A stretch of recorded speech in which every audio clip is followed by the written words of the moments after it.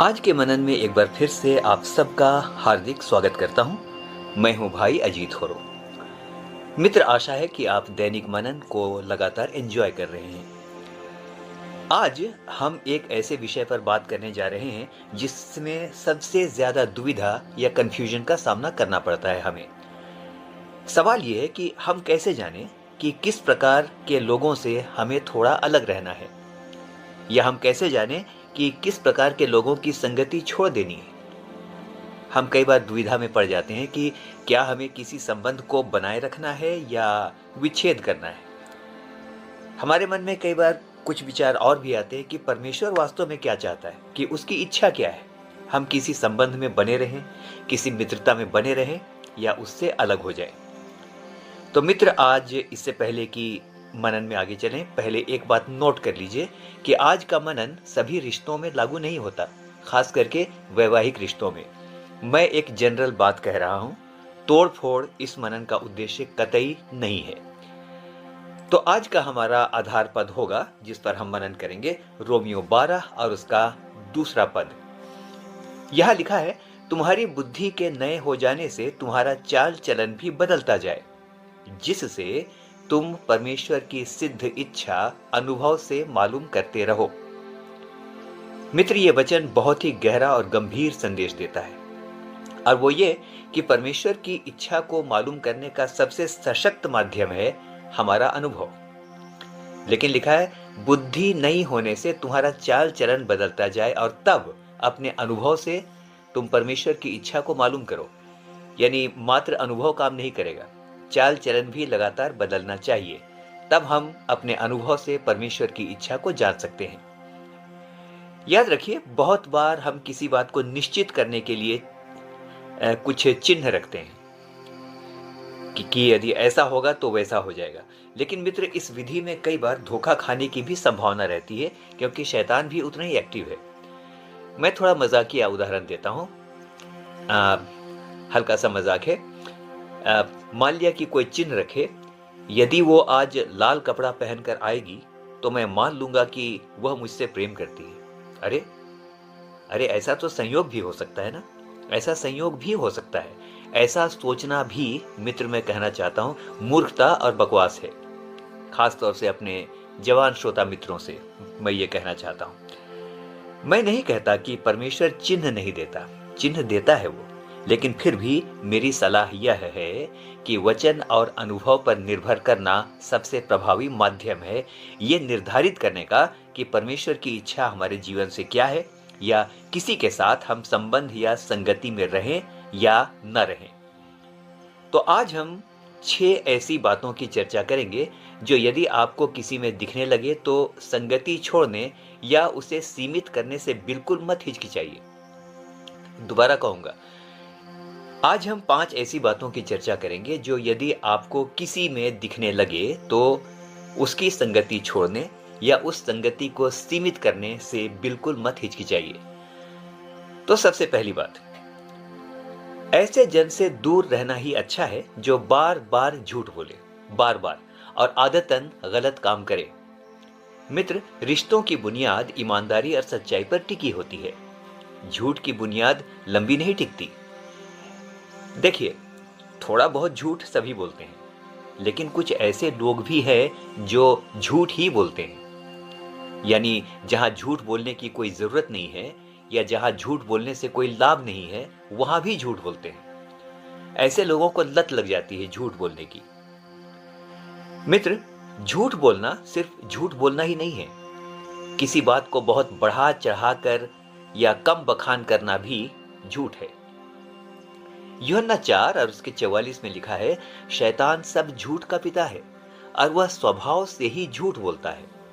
तो मित्र, जो बार बार झूठ बोले, चेक करने के बाद भी न सुधरे, न पश्चाताप करे, बल्कि अपने झूठ को सच सिद्ध करने पर तुल जाए, हीला हवाला करे, तो आज के दिन कहना चाहता हूं कि फिर ऐसे व्यक्ति पर अपना कीमती समय वेस्ट ना कीजिए। यह हमारा टाइम वेस्ट है। यह स्पष्ट चिन्ह है कि ऐसे मनुष्य से संबंध नहीं रखना चाहिए। दूर की सलाम ठीक है, दूर की सलाम ठीक है। एक बात हमने और देखी मित्र, कि ऐसा आदमी जो जानते हुए भी, जानबूझकर भी आदतन गलत काम बार बार करता है, टोके जाने पर भी हंसी में उड़ा देता है या चेतावनी की परवाह नहीं करता, यदि वचन से बात करते हैं तो मजाक उड़ाता है, तो ऐसे मनुष्य से तत्काल दूर होना ही उचित है। आप कहेंगे मैं बहुत कठोर बात कह रहा हूं, लेकिन सुनिए कि वचन क्या कहता है। तीतुस 3:10 में परमेश्वर का वचन कहता है, किसी पाखंडी को 1-2 बार समझा बुझाकर उससे अलग रह। ये मैं नहीं, लेकिन परमेश्वर का वचन कहता है। मित्र, याद रखिए, ऐसे लोगों से अलग होने पर या ऐसे मित्रों से अलग होने पर हम भावनात्मक रूप से या इमोशनली थोड़े से विचलित हो सकते हैं। हम दुखी भी हो सकते हैं यदि रिश्ते गहरे हैं। कुछ लोग तर्क दे सकते हैं कि उसे प्रभु के पास लाना है, आत्मा बचानी है ना? तो मित्र, मेरी गंभीर सलाह है कि हमें मसीहा बनने की जरूरत नहीं है। जिसको परमेश्वर बचाना चाहे वो अपने तरीके से उसे बचा ही लेगा। हाँ, यह मैं जरूर कहूंगा कि ऐसे लोगों के लिए प्रार्थना करना ईमानदारी से न छोड़ें, निरंतर प्रार्थना करते रहें। परमेश्वर चाहेगा तो आपकी प्रार्थना का उत्तर भी देगा। तो ऐसे लोगों से संबंध विच्छेद रखना या सीमित रखना ही उचित है। दूसरी बात, जो मनुष्य बात बात में दूसरों की बुराई करता हो और ठट्ठा करने वाला हो, ऐसे मनुष्य से धीरे धीरे दूरी बना लेनी चाहिए, क्योंकि ये तो तय है कि जो आपके सामने किसी की बुराई कर रहा है और किसी का मजाक उड़ा रहा है, वह निश्चित रूप से किसी और के सामने आपकी बुराई ही नहीं करेगा, लेकिन आपका मजाक भी उड़ाएगा। नीति वचन 22 और उसके 10 में साफ साफ लिखा है, सुनिएगा, साफ साफ बोल रहा हूं, ठट्ठा करने वाले को निकाल दे, तब झगड़ा मिट जाएगा और वाद विवाद और अपमान दोनों मिट जाएंगे। ठट्ठा करने का क्या मतलब हुआ? जिसको वचन कहता है कि ऐसे व्यक्ति को निकाल दे।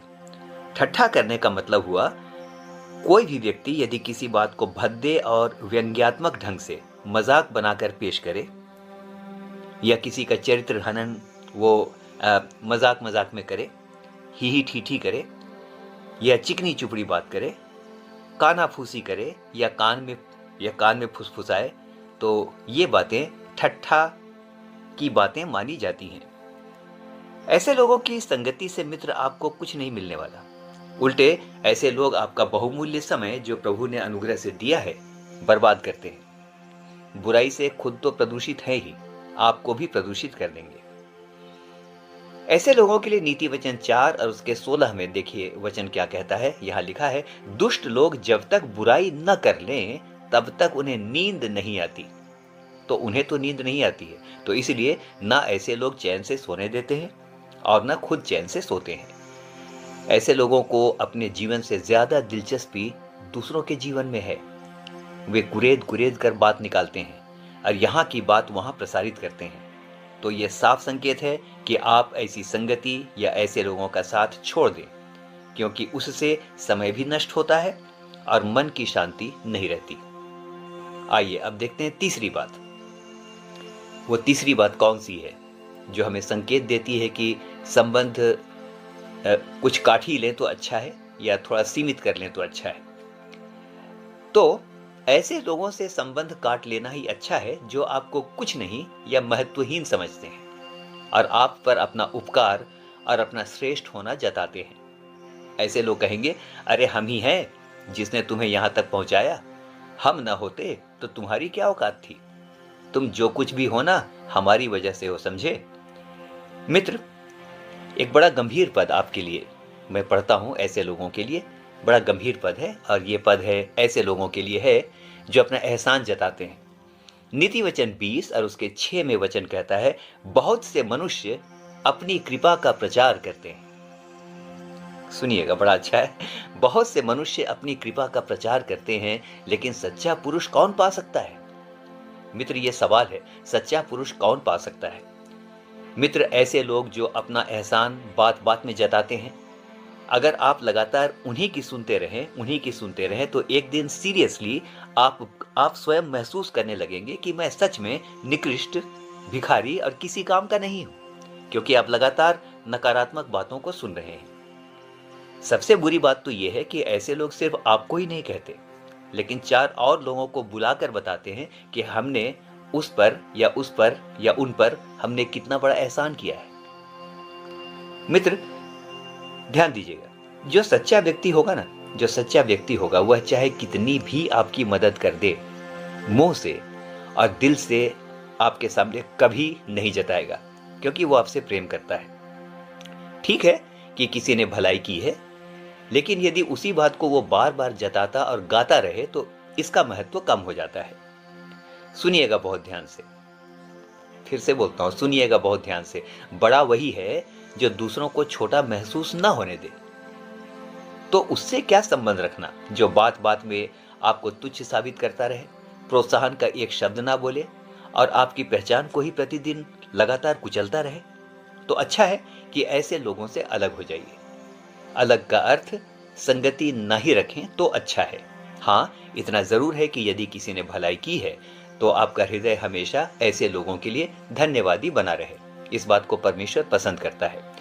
चौथी बात, ऐसे लोगों से दूर रहिए या संबंध मत रखिए जो किसी भी प्रकार से, विशेषकर भावनात्मक रूप से धमकाते हो, या आजकल ये शब्द बहुत चल रहा है, इमोशनल ब्लैकमेल करते हो। कुछ हल्के फुल्के उदाहरण देता हूं। ऐसे लोग कहेंगे, ऐसा नहीं करोगे तो वैसा कर दूंगा, मैं तुम्हारा सारा भेद जानता हूं, तुम्हारा सारा कच्चा चिट्ठा खोल कर रख दूंगा, जीवन समाप्त कर लूंगा, इत्यादि। मित्र, ये तो एक प्रकार के लोग हुए। एक प्रजाति ऐसे लोगों की भी है जो कुछ कहते नहीं है। वो कुछ नहीं कहते, बस मुंह लटकाकर टेसू प्रवाह द्वारा या आंसू बहाने के द्वारा या बात नहीं करने के द्वारा या घर में झटक पटक करने के द्वारा दबाव बनाते हैं और अपनी बात मनवाते हैं। ऐसे लोगों से तुरंत तो अलग नहीं हुआ जाता है, लेकिन धीरे धीरे संकेत दीजिए कि ये बातें मुझे पसंद नहीं है और अपनी दूरी बना लीजिए। अन्यथा क्या होगा मालूम है? जीवन भर आप अपनी और खुदा से बढ़कर ऐसे लोगों की ही बात मानते रहेंगे। तो ऐसी संगति से आत्मिक उन्नति नहीं होती।